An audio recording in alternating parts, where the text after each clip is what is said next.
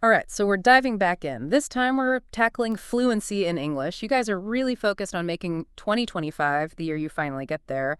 And you sent over this video from a coach named Alina. Oh yeah, I've seen some of her stuff. She's definitely got a lot of energy, that's for sure. Right. So let's break down her approach and see what we can take away that will actually work for you, the listener. Sounds like a plan. Oh, I'm always interested to peek into different approaches to language learning.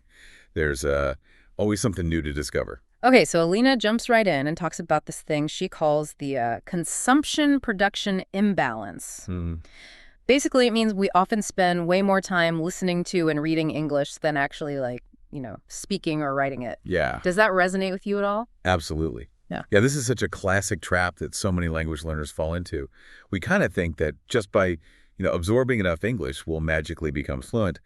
But the research really does show that active production is essential. You've got to use it to really internalize it. It is kind of like, think about cooking. You can watch all the cooking shows in the world, Right. but you'll never be a chef until you actually get in the kitchen and start, chopping veggies and, Exactly. It's a great analogy. Think about, how you learned your first language. It wasn't by passively listening. You were actively trying to communicate, making mistakes, getting feedback. Same principles apply to learning a second language. No. So the big question then is, how do we break out of this consumption trap, right? And Alina's pretty specific about this. Oh, is she? Yeah. She suggests, a real-time commitment. She's talking 40 minutes a day for speaking, Wow. then 7 to 10 hours a week listening, 6 to 7 hours reading, and 1 to 2 for writing. What do you think about those numbers? I mean, it seems, Well, it definitely highlights the importance of speaking practice. And I mean, 40 minutes a day, that sounds doable, right? Even if you break it up into smaller chunks. But yeah, I mean, looking at the overall schedule, it does highlight the need for consistency right. and dedication. It's a marathon, not a sprint, as they say. And she's very insistent on those 40 minutes of speaking every single day. She's like, even if you can't find someone to speak with, which, she admits can be a challenge. For sure. She's like, talk to yourself, talk to your pets, your plants, whatever it takes, just get those vocal cords working. That's great. It might feel awkward at first, but it's a fantastic way to get comfortable with the sounds of English. Yeah. And it helps build that muscle memory. So you're not fumbling for words when you actually do have a chance to, speak with somebody. And she goes on to, she identifies 5 major challenges that she sees most English learners facing. 1 is, finding those speaking partners. 2 is staying motivated. Then you got grappling with grammar, building vocabulary, and then overcoming shyness or fear of judgment. It's kind of refreshing that she's acknowledging that emotional side of things. Right? It's so important. Language learning, it's not just about memorizing rules. It's about building confidence, overcoming those mental blocks, embracing imperfection. There's this concept called the affective filter, which is basically your emotional state and plays a huge role in how effectively you actually, acquire a language. So then she tackles these challenges head on with 6 strategies. Ready to dive into those? Oh, absolutely. Yeah, let's see what she's got. Okay, so first up, she is a big believer in establishing a morning routine. Specifically, 10 minutes of talking to yourself in English first thing when you wake up. That's interesting. Yeah, it's almost like a priming exercise for the brain. Right. Like by engaging with English, right away, you're setting the tone for the day, activating those language pathways. I like that. And she says, this will help you just get comfortable with the sounds of the language. Yeah. And it builds confidence for those real-life conversations. And speaking of conversations, that's her second strategy. Yeah. She wants you to have at least 3 conversations in English every day. Every day. Wow. Every single day, even if they're short. Okay, so, all right. Yeah, she stresses that consistency trumps length in this case. Right. Well, it's about making English a part of your daily life, not just something you study in isolation. Yeah. And it pushes you to get creative. Yeah. You might have to, chat with your barista or ask for directions from, a stranger. Yeah. Or even strike up a conversation online with someone. And she really emphasizes talking to different people, not just sticking to those, familiar faces. Right. Variety is key, she says. Absolutely, yeah. Exposing yourself to, different accents and communication styles and just topics of conversation. It helps you develop a more nuanced understanding of the language. It's like, taking your English skills out for a test drive out in the real world. I love that. Okay, so strategy number 3 is pretty straightforward. Simply talk more. Just embrace any opportunity to engage in English, even if you make mistakes. What do you think about that? Oh, it's such a crucial mindset shift. So many learners, they get so hung up on perfection Right. and that fear of making mistakes. It paralyzes them. But mistakes are how we learn. Think about a baby learning to walk. They fall down countless times before they finally get it right. Language learning is the same way. Alina even suggests using apps, online tools, or even AI like ChatGPT as speaking partners if you're struggling to find real-life conversations. What are your thoughts on that? Yeah, technology can definitely be a valuable tool, especially for, practicing your pronunciation and getting comfortable with, speaking aloud. It can be a good stepping stone to build your confidence, Yeah. you know, before engaging in those more challenging real world interactions. Mhm. But, it is important to remember that technology is a supplement, not a replacement for real human connection. And then this leads into her fourth strategy, which is positive self-talk.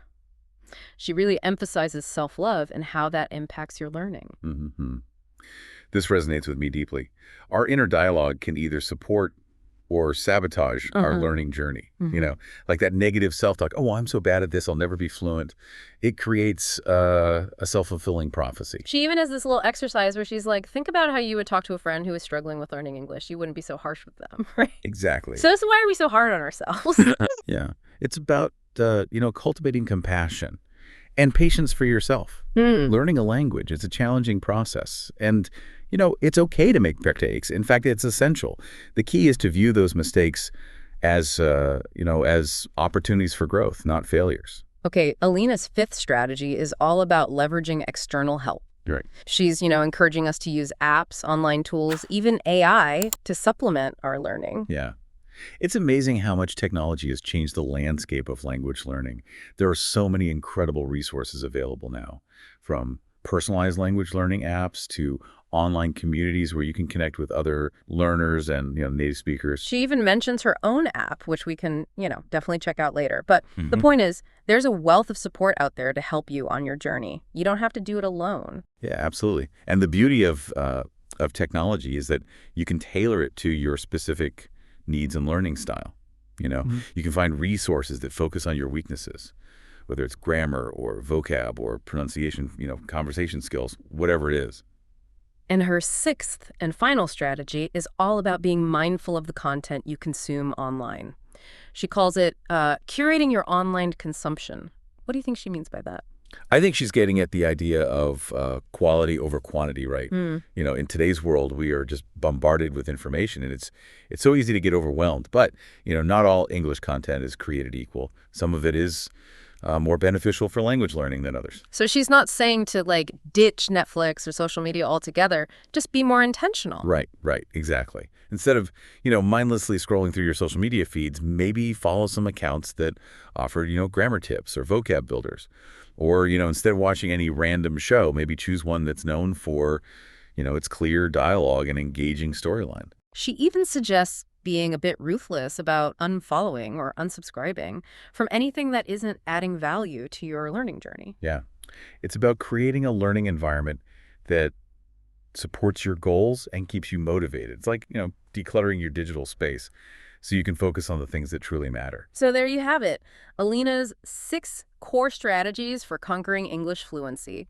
I don't know about you, but I'm feeling pretty inspired. Me too. I think what's most compelling about her approach is the emphasis on mindset and creating this positive, supportive learning environment for yourself. Hmm. It's not just about the mechanics of language learning. It's about cultivating this love for the language and believing in your ability to achieve fluency. Hmm. So, are we ready to get into the specifics of this action plan? Let's do it. We're taking those big strategies and turning them into daily habits. Love it. Habits are where it's at. And like we talked about, speaking is at the top of the list. Right. Got to use it or lose it. Right. Yeah. Exactly. So those 40 minutes every day are key, plus those 3 conversations. And just constantly looking for opportunities to speak, even if they're small. Exactly. Even those little moments add up. Like Alina said, talk to your pet, narrate what you're doing, practice ordering food in English. I love that. Okay, so what about listening? That's a big one too. Huge. And Alina's got some interesting ideas here. First up, active listening. Ah, yeah. Just having it on in the background doesn't cut it. Nope. Got to be engaged. Like a workout for your ears, she says. Makes sense. You're training your brain to process all those sounds and rhythms. Exactly. So she suggests finding an English show that you enjoy and watching at least one episode every day. Any show. Yeah, it doesn't have to be educational or anything. A sitcom, a drama, reality TV, whatever you like. Okay, so it's about consistency then. Totally. Exposing yourself to natural spoken English every day. You'll pick up new words, phrases, even pronunciation. Without even realizing it. I like that. Passive learning at its best. Right. And she also says to pay attention to different accents and speaking styles. Good point. It all ties back to talking to different people. The more variety, the better. Totally. The English-speaking world is so diverse, no one right way to speak it. Embrace it all. Okay, what about reading? Alina is all about making reading a daily habit. She says, always have a book going. Always. Wow, okay. Yeah. Yeah. Even carry it with you so you can squeeze in a few pages here and there. In line at the store, on the bus. I can see that working. Exactly. Those little bits add up. But she doesn't just mean reading for fun. Oh. She's also big on reading aloud. Interesting. Helps with pronunciation, grammar, vocab, engages more senses. Makes sense. And don't just passively read. Look up new words, highlight phrases, take notes. Be an active reader. I like it. Yeah. Okay, so what's the last one? Writing. That's the one. And she admits it can be tough to make it a habit these days. I feel that. But she says it's crucial for fluency. Makes you think carefully about your words. Yeah, I see that. Slows you down.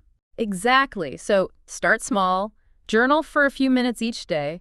Doesn't have to be perfect. Just get those thoughts down. Just right. I can do that. And as you get more confident, try different things. Blogging, short stories, even poetry. Oh, wow. That's going next level. And get feedback from a teacher, a friend, online community. It helps. Yeah, accountability is key. Okay, so we've covered all 4 skills. Speaking, listening, reading, writing. A whole roadmap to fluency laid out right there. But it's one thing to have a plan, right? Right. The hard part is sticking with it. Motivation can be tricky. Alina knows this, and she has some advice for staying on track. First up, track your progress. Ooh, I like this. Keep a daily log, a checklist, even a chart. See those wins adding up. It's encouraging. Exactly. Celebrate those small wins. 3 conversations today. Boom. New phrase you can use. Awesome. Love it. Okay, so what's the second tip? Remember your why. Why are you learning English? What are your goals? Connecting to the bigger picture. Exactly. Write it down. Make a vision board. Remind yourself every day. Powerful stuff. Honestly, I'm so impressed with Alina's approach. Me too. She really gets it. It's not just about the mechanics of language, it's the mindset, too. The emotional side. And that idea of curating your online consumption, that's gold. Right. We could all use a little more of that. Okay, so tons to digest here, but I think there are some real gems we can all take away. For sure. Alina's approach is inspiring and practical. Anyone can do this. Wow, she really covered a lot, didn't she? You can tell she's passionate about this stuff. Yeah, for sure. And I think what I really appreciate is she doesn't sugarcoat it. Right, she's honest about the work involved. Yeah, like there's no magic solution. But at the same time, she makes it seem doable, like you don't have to be perfect. It's about those little steps every day. Exactly, just keep moving forward, celebrate those wins, and you'll get there. And she lays out such a clear path for doing that, like from the morning routine to making sure you're having those conversations. Yeah, it's all about building those habits. And I think that tracking idea, that's a good one. Oh, yeah, I'm definitely going to try that. Especially when you hit those, inevitable slumps. It's good to look back and see how far you've come. For sure. One thing that really struck me is finding the joy in it all. It can't just be about the grind, Totally. Got to find what makes it fun for you. Exactly. Whether it's listening to a cool podcast in English or joining a community online or even just, watching a funny movie. Absolutely. Make it your own. So as you think about everything we've talked about today, what really sticks with you?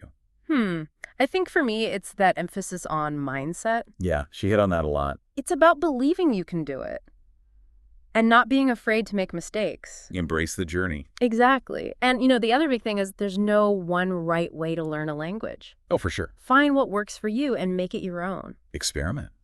Try new things. Absolutely. Well, on that note, I think we've covered a lot of ground today. Huge thanks for joining me on this deep dive. It's been a pleasure. And to all of you listening, keep up the amazing work. We're here to support you every step of the way. Until next time, happy learning.